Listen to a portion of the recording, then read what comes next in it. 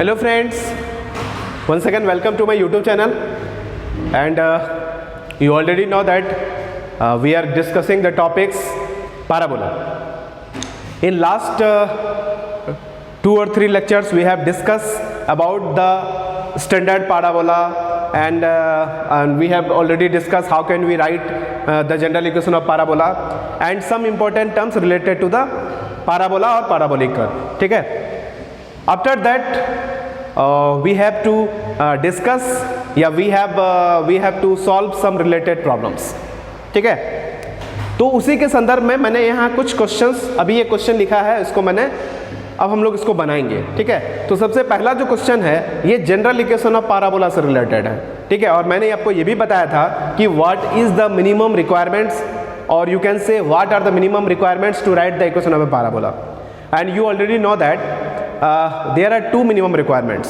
One is focus and other is directrix. ठीक है? When you read this question, you realize that these 2 things are already provided in your questions. So it is so simple to write its equation using the definition of the parabola, that is PS is equal to PM.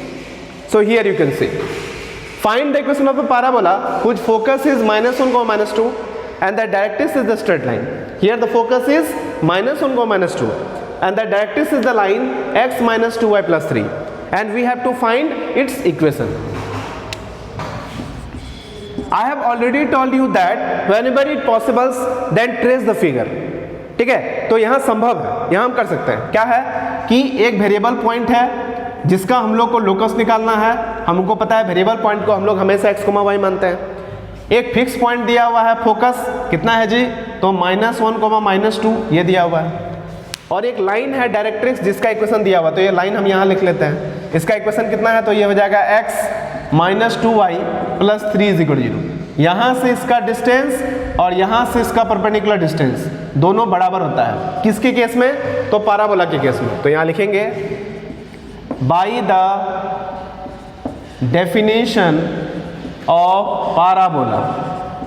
Parabola के definition से PS, और ये indicate कर देते हैं m, तो हो जाता है PS by PM is equal to 1, that is PS is equal to PM, that is PS का square is equal to PM का स्क्वायर. तो PS क्या हो गया, डिस्टेंस फार्मूला लिख सकते हैं आप.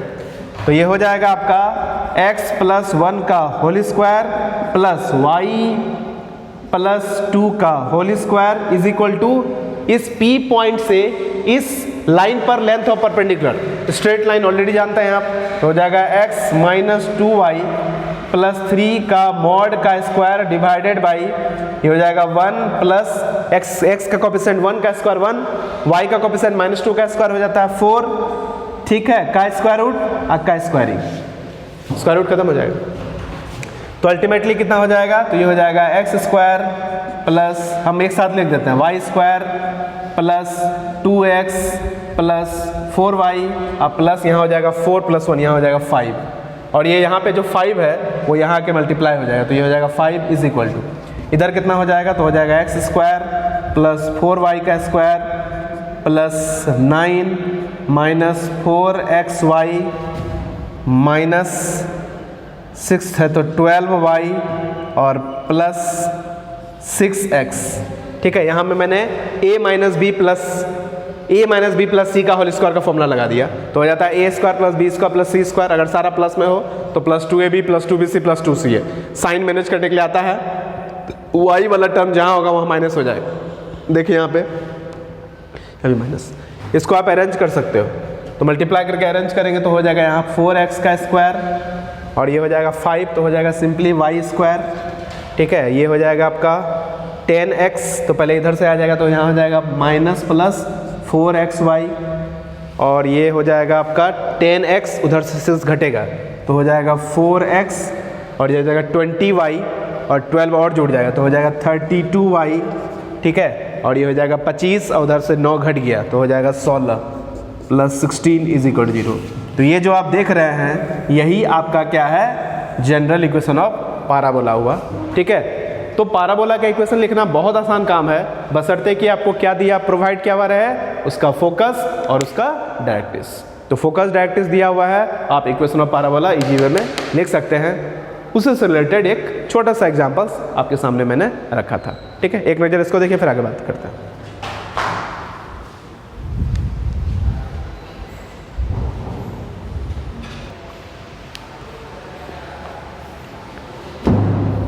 हेलो फ्रेंड्स, एक बहुत ही इंटरेस्टिंग क्वेश्चन है, ये भी पैराबोला का ही क्वेश्चन है। कह रहा है find the equation of parabola which focus is 4,-1 and vertex is 4, focus is 4,-3 and vertex is 4,-1। मतलब यहाँ वर्टेक्स और फोकस के बारे में इंफॉर्मेशन दिया हुआ है और आपसे पूछ रहा है कि इक्वेशन ऑफ पैराबोला बताइए। ठीक है, हमको पता है कि कभी भी पैराबोला का इक्वेशन चाहिए तो फोकस चाहिए और डायरेक्ट्रिक्स चाहिए, लेकिन इस क्वेश्चंस को बनाने से पहले इस क्वेश्चन में जो जिस भी कॉन्सेप्ट का या जिस भी क्या कहते हैं स्ट्रेटजी का फॉलो होने वाला है, उसको मैं आपको एक चीज़ मतलब उसको मैं बताने जा रहा हूँ। जरा सा गौर से देखिए, ये आपका क्वेश्चन का पार्ट नहीं है, लेकिन क्वेश्चंस बनाने का क्लू इसमें छिपा हुआ है। चलो देखो, जैसे मान लो कि ये कोई पैराबोला है, हमको पता है कि अगर ये वर्टेक्स है, ऑरिजिन आपका 0,0 है, ठीक है, तो ये स्टैंडर्ड इक्वेशन ऑफ पैराबोला क्या लिखते हैं, y² = 4x, ये हमको पता है। मान लो कि ऑरिजिन आपका 0,0 नहीं है, मतलब वर्टेक्स आपका 0,0 नहीं है, ये जो पैराबोला है इसको हम शिफ्ट कर दिए कहाँ पर, तो वर्टेक्स जो है हम अल्फा बीटा पे दे दिए। सपोज दैट मान लो कि इसको हम शिफ्ट करके हम यहाँ लेके आ जाते हैं। अब जो पैराबोला है उसका वर्टेक्स आपका अल्फा बीटा है। ठीक है, ये जो वर्टेक्स है ए, अब ये कितना हो जाएगा, अल्फा बीटा हो जाएगा। और एक्सिस जो है वो एक्स एक्सिस के पैरेलल हो गया। क्लियर? चलिए, तो यहाँ से जो ये डिस्टेंस हो जाएगा फोकस का, यहाँ से यहाँ तक का डिस्टेंस मान लो ए दिया हुआ है, तो इस पैराबोला का इक्वेशन y² = 4ax के ही तरह लिखा जाएगा, बस कुछ न कुछ डिफरेंस होगा। क्या डिफरेंस होगा, तो ये आप देख सकते हैं। एक काम करते हैं, मैं इसी को थोड़ा सा डिटेल से थोड़ा बड़ा फिगर करके आपको यहाँ दिखा देता हूँ। ठीक है, एक जस्ट लाइक हम लोग क्या कर रहे हैं, एक नोट पढ़ रहे हैं, एक नोट पढ़ रहे हैं, यही चीज़ हम यहाँ दिखा रहे हैं। अब आपका शिफ्टिंग हो गया, ये पैराबोला आपका यहाँ आ गया।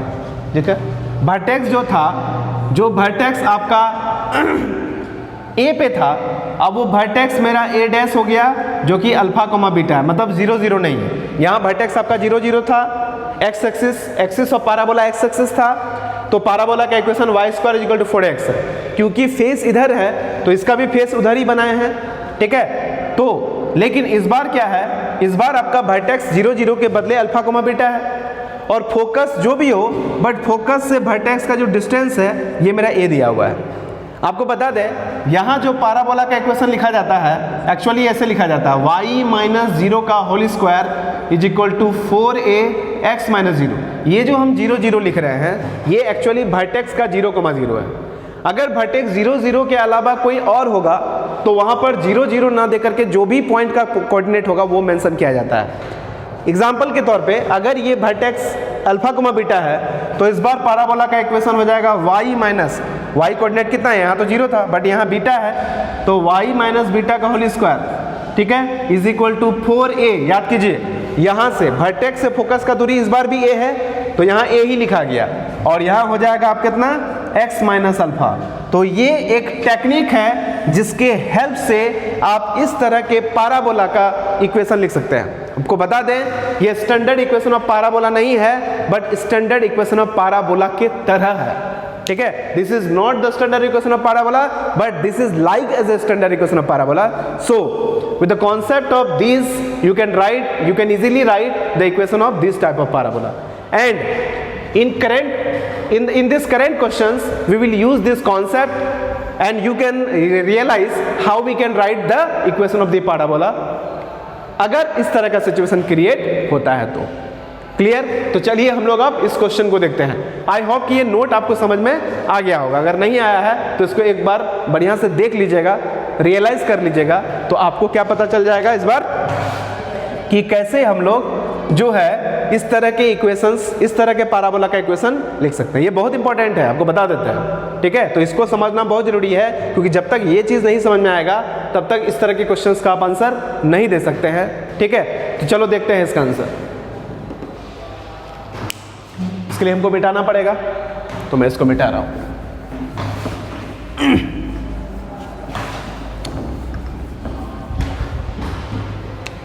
सॉल्यूशन, पॉइंट दिया हुआ है, तो एक काम करते हैं, पॉइंट को हम कोऑर्डिनेट एक्सिस में ही दिखा देते हैं, ज़्यादा बेटर है। और क्या होता है कि जब कोई पॉइंट दिया हुआ और उसको कोऑर्डिनेट एक्सिस पे वर्क करेंगे ना, तो क्वेश्चंस का सॉल्यूशंस करने में आपको बहुत इजी होगा, आपको बहुत हेल्प करेगा। तो ये आपका ऑरिजिन हो गया, एक्स एक्सिस, वाई एक्सिस।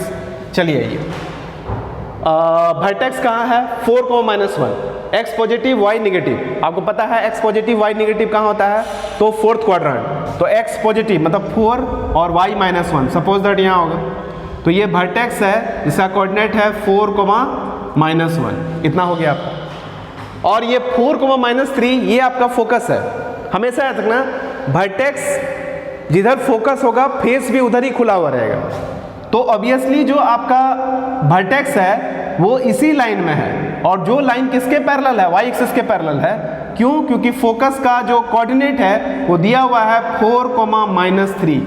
इसका मतलब एक्स कोऑर्डिनेट चेंज नहीं किया है। एक्स कोऑर्डिनेट कब चेंज नहीं करता है, जब आप वाई एक्सिस के पैरेलल में मूव करते हैं। इसका मतलब अगर आप इस लाइन के पैरेलल में मूव कर रहे हैं तो वाई एक्सिस के पैरेलल में मूव कर रहे हैं, तो एक्स कोऑर्डिनेट चेंज नहीं करेगा। तो फोकस कितना हो गया, -3, 4,-3, और वर्टेक्स है 4,-1। आप ही बताइए, ये वर्टेक्स है और यहाँ फोकस है, तो फेस ऑब्वियसली नीचे डाउनवर्ड होगा। तो इस तरह का पैराबोला का क्रिएशन हो रहा है जो आपको दिख रहा है, ठीक है। चलिए आइए, तो ये किस तरह का पैराबोला हुआ, तो इसके रेफरेंस के लिए आप साइड में एक छोटा सा ये पैराबोला लिख सकते हैं जिसका वर्टेक्स ऑरिजिन था 0,0। तो याद कीजिए, ये था आपका x² = -4ay। ये कब था, जब वर्टेक्स आपका 0,0 था। लेकिन इस बार जो है वर्टेक्स आपका 0,0 नहीं है, तो उसके लिए आपको क्या करना पड़ेगा, उसके लिए आपको वर्कआउट करना पड़ेगा। आपको ये देखिए वर्टेक्स पता है, तो ये डिस्टेंस निकाल लो, मतलब यहाँ से यहाँ तक का डिस्टेंस। तो यहाँ क्या करेंगे, distance between vertex and focus, इसी को हम लोग ए बोलते हैं। और यहाँ से यहाँ तक का डिस्टेंस कितना होगा, तो 4 - 4 0, तो -1 प्लस, तो कितना हो जाएगा, 2 यूनिट है, तो ये 2 यूनिट हो गया आपका। ऐसे दिख रहा है, क्योंकि आप वाई एक्सिस के पैरेलल मूव कर रहे हैं, तो एक्स तो खत्म हो गया। तो -1 से -3 तक जाने के लिए कितना यूनिट मूव कीजिएगा, ऑब्वियसली 2 यूनिट। तो ए आपका 2 यूनिट हो गया, ठीक है। इक्वेशन क्या लिखेंगे, तो यहाँ लिखेंगे therefore equation of required parabola, ठीक है। आप पैराबोला का equation with the help of this लिख सकते हैं। तो ये हो जाएगा x माइनस, ठीक है, ये हो जाएगा x माइनस कितना है जी, यहाँ पे x कोऑर्डिनेट 4, तो हो जाएगा x - 4 का होल स्क्वायर, ठीक है, = -4a। a की जगह में कितना हो गया, तो 2 × y - बीटा, बीटा की जगह में कितना है, -1, तो हो जाएगा +1, ठीक है, +1 और ब्रैकेट क्लोज। इसको थोड़ा सिंप्लीफाई कर लो, तो ये हो जाएगा x² - 8x + 16 - 8y = -8y, और ये -8 उठा के इधर लेके आ जाइए। तो हो जाएगा x² - 8x - 8 + 8y, और ये इधर आ जाएगा, तो हो जाएगा 24 = 0। ये जो आपको दिख रहा है, this is required equation of parabola, ठीक है। किस केस में, जब क्वेश्चन आपको इस तरह से प्रोवाइड किया हो रहेगा, ठीक है। तो आपको समझ में आ गया कि इस टेक्निक का यूज हम लोग कैसे करते हैं। तो जब भी आपका एक्स एक्सिस के पैरेलल या वाई एक्सिस के पैरेलल पैराबोला का एक्सिस दिया हुआ रहे, तो हम लोग इस टेक्निक को धड़ल्ले से यूज कर सकते हैं, इसमें कोई बुराई नहीं है, ठीक है। आप इस कॉन्सेप्ट का यूज कर सकते हैं, ठीक है। आई होप कि आपको ये समझ में आ गया होगा।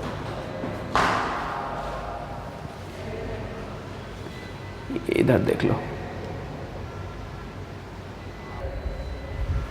हेलो फ्रेंड्स, एक क्वेश्चन है, कह रहा है कि पैराबोला पर एक पॉइंट है जिसका फोकल डिस्टेंस 8 यूनिट है। तो बताइए वो पॉइंट क्या होगा। बहुत आसान है सॉल्यूशन।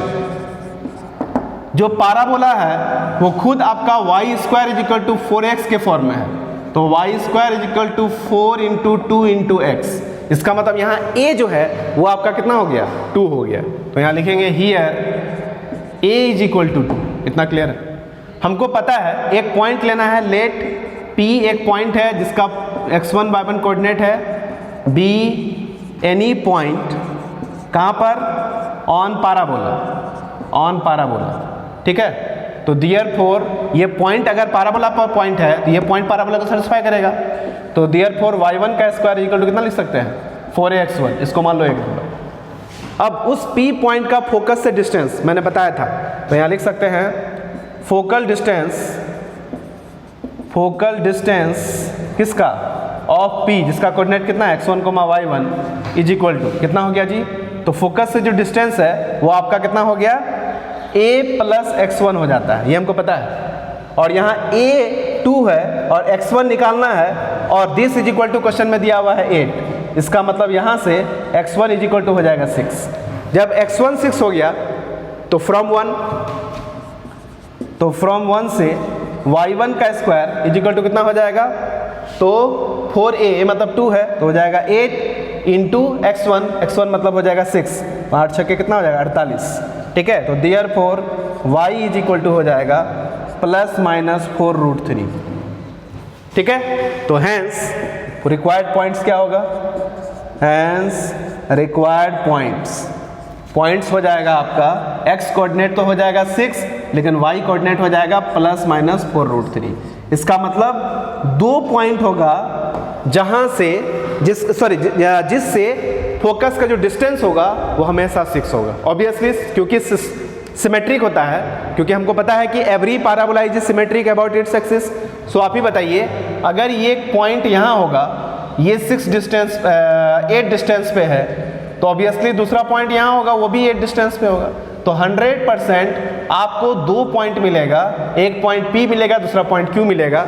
तो एक पॉइंट हो गया जिसका कोऑर्डिनेट होगा 6 + 4√3, और दूसरा कोऑर्डिनेट हो जाएगा 6 और -4√3। ठीक है, तो इस तरह से किसी भी एक पॉइंट का फोकल डिस्टेंस दिया हुआ है तो आप उस पॉइंट को फाइंड आउट कर सकते हैं with the help of this concept focal distance. ये हम लोग अभी जस्ट थ्योरी में डिस्कस किए थे। सो आपको ये चीज़ रियलाइज हो रहा होगा कि जितना सारा भी टर्म हमने डिस्कस किया था वो सारे के सारे बहुत इंपॉर्टेंट है, और क्वेश्चंस बनाते वक्त इन सारे चीज़ों का एप्लीकेशंस होता है, यूज होता है, इसलिए उसको दिमाग में रखना, उन सारी बातों को जानना बहुत ज़रूरी है जो मैंने इसके प्रीवियस लेक्चर में आपसे डिस्कस किया था। चलो कुछ और इंटरेस्टिंग प्रॉब्लम्स देखते हैं।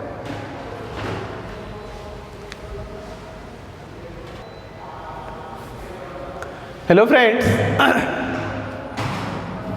इतना तो आप फील कर रहे होंगे कि क्वेश्चंस जो भी हम लोग बना रहे हैं बहुत ही छोटे छोटे क्वेश्चंस है और बहुत ही स्टैंडर्ड क्वेश्चन है।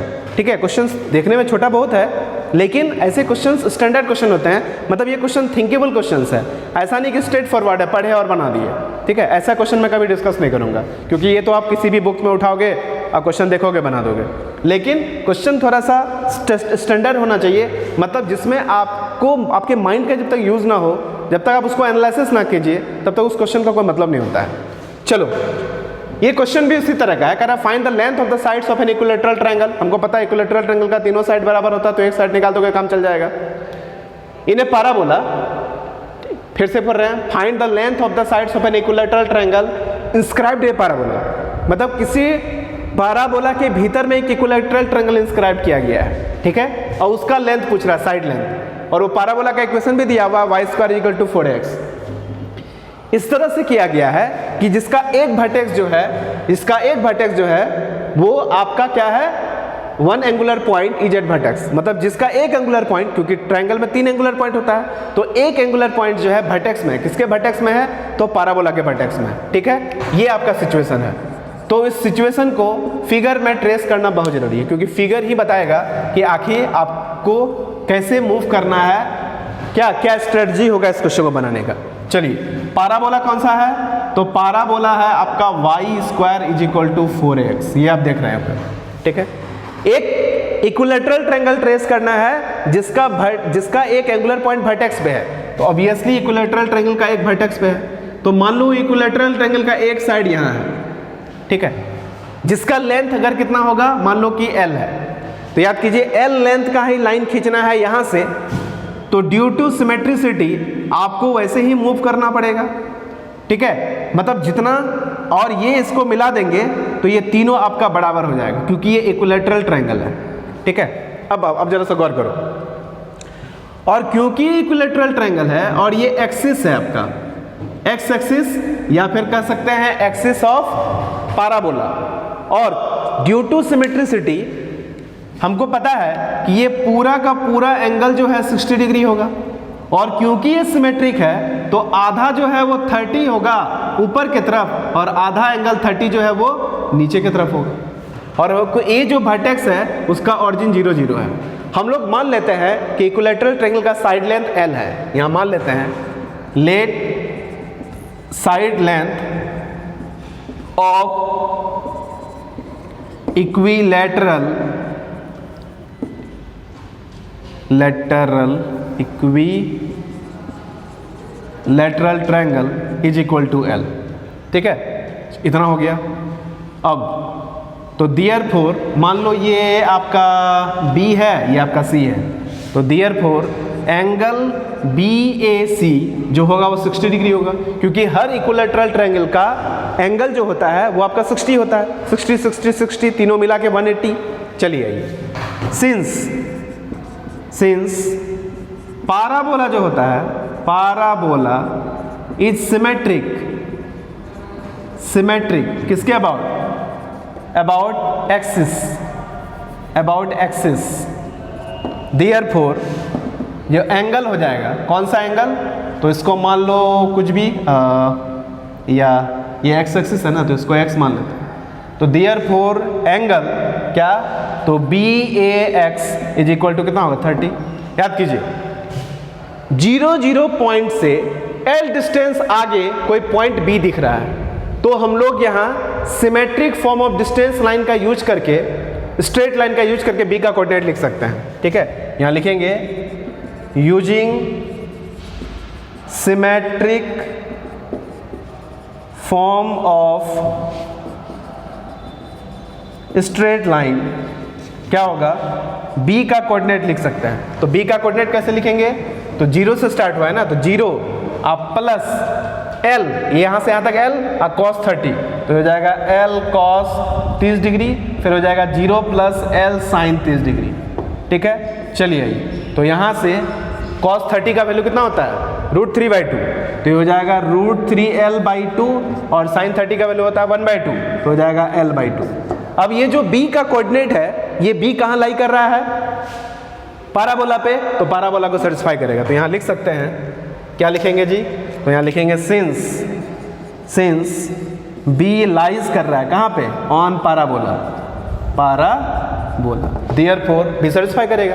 तो y की जगह में कितना लिखेंगे, तो ये हो जाएगा L/2 का whole square is equal to root, यहाँ हो जाएगा 4a और ये हो जाएगा √3L/2, ठीक है। इसको कैलकुलेट कर लो, तो L तो 0 होगा नहीं, इसलिए L इज इक्वल टू कितना हो जाएगा, तो ये यहाँ से 2 कट जाएगा, तो हो जाएगा 8, तो अल्टीमेटली हो जाएगा 8a√3, तो हो जाएगा 8√3a, ठीक है। यही है आपका length of the side length of the equilateral triangle. I hope कि आंसर मैच कर गया होगा, बट देख लेते हैं, हाँ 8a√3, ठीक है। यही है आपका किसका, इक्विलैटरल ट्रायंगल का साइड लेंथ। तो आई होप कि ये आपको समझ में आ गया होगा। तो आपने देखा कि फिगर कितना हेल्प करता है और आपका ज्योमेट्रिकल नॉलेज कितना हेल्प करता है। तो ज्योमेट्रिकल नॉलेज तो होना ही होना चाहिए, क्योंकि वो आपका बेसिक क्राइटेरिया है, वो तो आपको आने ही आना चाहिए। सिमेट्रिसिटी का भी बहुत ज़्यादा रोल है, ठीक है। तो जहाँ भी सिमेट्रिसिटी का रोल होगा वहाँ हम सिमेट्रिसिटी का यूज करेंगे, क्योंकि क्वेश्चंस बनाते वक्त कब क्या किसका यूज हो जाए ये हम भी नहीं बता सकते हैं। जब हम क्वेश्चंस पढ़ते हैं तब हमको पता चलता है कि अच्छा यहाँ सिमेट्रिसिटी का यूज है, यहाँ ज्योमेट्री लगेगा। फिगर तो आपको एनी हाउ बनाना ही बनाना है जहाँ भी संभव हो, क्योंकि फिगर से बहुत सारा चीज़ आपको खुद ब खुद समझ में आने लगता है, ठीक है। चलिए आइए, तो इस वीडियो लेक्चर को मैं यहीं क्लोज करता हूँ। मिलते हैं अगले वीडियो लेक्चर में कुछ नए और इंटरेस्टिंग प्रॉब्लम के साथ। और इसी तरह से आप जो है यूट्यूब में मेरा वीडियो देखते रहिए और अपने कोर्स का जो कंटेंट है उसको आगे बढ़ाते रहिए, ताकि जब आपका एग्ज़ाम हो तो आप वहाँ पे बेहतर कर सकें, अच्छा मार्क्स ला सकें और आपका फ्यूचर भी ब्राइट हो। ठीक है, तो यही कहकर मैं इस लेक्चर को क्लोज करता हूँ एंड हैप्पी लर्निंग।